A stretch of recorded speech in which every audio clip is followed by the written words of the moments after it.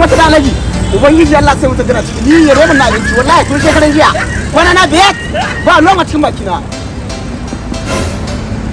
alaji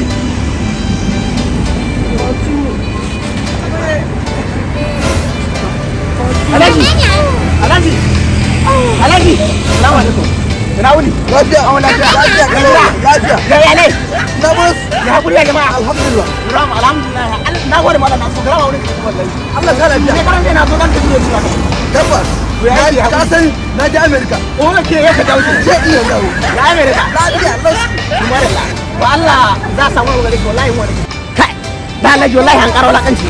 to wanda da ke nan ai ni ba magana ka ba wallahi an karo lakanci wallahi da Allah tabbas to ya ji hakuri ki Allah dan abin da kawai kana alaji wallahi ba da cewa kun shi kwana hudu loma ba san ci ba ko ba san ba ni zo nan dan dure shi ba kana America shi yasa kuma Allah mai nan zan je wurin hajja ya kullo sai ka mura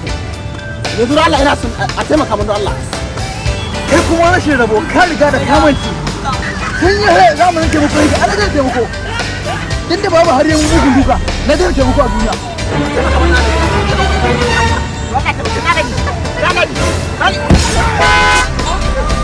Naladi wallahi ban yahe ba Allah mu gaisa wallahi ban yahe ba aikin banza aikin wofi an ga mata ko ban bane kin sai dai wai ko sata ne ne ba samarin su ba su da aikin in wara ko ba su da aikin banza aikin wofi wani duka da ka ba mu yanzu wurin lokacin shiga gida wanda ma nan kai dawo sai bai tunda sanar da gari dan maiya ne wurin